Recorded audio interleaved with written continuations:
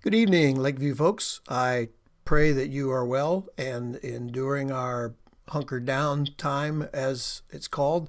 I wanted to take just a few minutes tonight and share some announcements with you so you can make some plans for the future. Of course, things have changed since we last talked on Sunday, and that's one of the things that we're going to talk about here in just a minute. I hope to take not very much of your time. Firstly, we have uploaded our messages to YouTube. You can find them by going to YouTube on the internet and in the search engine typing in Ecclesia Real, Ecclesiareal, all one word. It's just a big green E. There's no fancy logo or anything to it, but when you do that, they should pop up there. And those of you who do not have Facebook, and maybe this is being passed to you or the information is being passed to you, you can look at the messages and announcements. Maybe we'll put this there also, and kind of keep up the speed with what's going on there. I would encourage you to subscribe, and then and so that you can see what's happening, and also hit the bell icon, and that way you will get the notifications whenever we place something there. You are probably all aware that since we last spoke, the governor has extended this hunker down time throughout the month of April.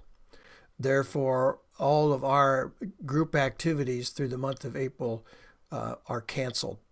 We're going to do our best to communicate like this, and we've got some good people who are working hard, actually trying to make this internet experience better. We'll hopefully be able to tell you a little bit more about that on Sunday also. So we will need your help to do that. So I hope that you'll stay tuned to what we're doing, because that's going to be we're going to have to work at it. It's not just going to be a Sunday morning thing, and maybe it never has been. Actually, I know it's not maybe. It never has been. So that brings me to the next point here.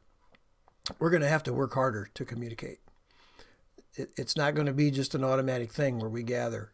We're going to have to do it throughout the week. We're going to have to use different means. We're not allowed to. It's not good to do those things now.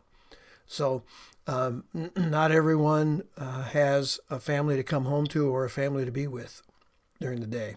There are folks that maybe are coming home to an empty house and have nothing else whatsoever that they can do because of this, the restrictions that we're under. So I pray that you will work at communicating, that you'll send texts and use the apps on your phone, give a phone call, send an email, do something so that you can be the Lord's hands and demonstrate Christ's love and care to those around you. It will be increasingly important as these days drag on. So let's just think that we're going to have to work to make this happen. It will not come automatic as it has in the past. I encourage you through all of that, as we've said, and to be fearless. Paul wrote to Timothy, and I'm going to read this. Chapter 1, verse 6. You know it. I'll read it anyway. It says, "For this reason, I remind you to fan into flame the gift of God, which is in you through the laying on of my hands. For God gave us not a spirit of fear, but of power and of love and of self-control." So Paul, writing to Timothy, whom he left or sent to a different place, a difficult situation, not a situation like ours, but for Timothy's own circumstance, difficult. And in these two books, he gave Timothy all sorts of instruction as an older man would give a younger man. And one of the things he tells him to do is to stir up his gifts and don't be afraid. Folks, there is no reason for us to be afraid. God knew about all of this long before it ever happened. Now, a step farther here, and without going through all of this in the Bible that I have here in front of me, Paul, on several occasions through the two books that he wrote to Timothy, told Timothy to be careful of those who were babblers and speculators. And I think that it would be good for us to do the same. Self-proclaimed experts. And You maybe have bumped into them. I've bumped into them. They're experts. They spout foolishness, and sometimes the things they spout are given without thought. Gossip can be done on social media. And when we take a speculation that we like and pass it along without testing its sources and finding out whether or not it's true, and then even further than that, build possibilities, and they're always awful possibilities, build those awful possibilities and theories and negative things on an untested speculation. All we're doing is causing people to fear and breeding hysteria, and that's not what God wants us to do.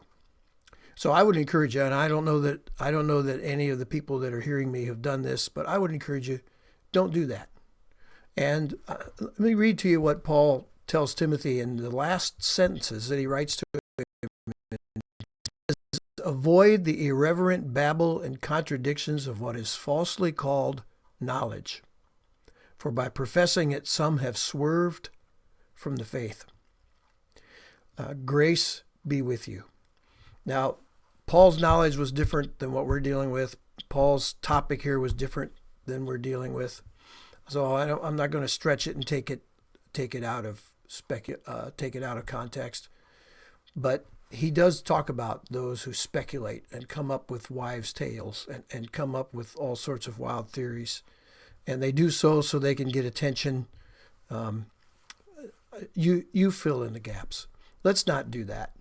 Let's avoid those that do. Let's breed faith and confidence in the God who redeemed us, the God who throughout the Old Testament delivered his people, blessing them, providing for them in ways, and then through the New Testament provided for us in the greatest way ever by giving his own Son, proving his love.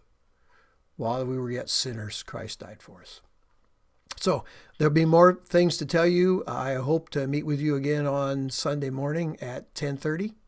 Until then, may the Lord bless you and keep you. Be wise, be faithful, and be fearless.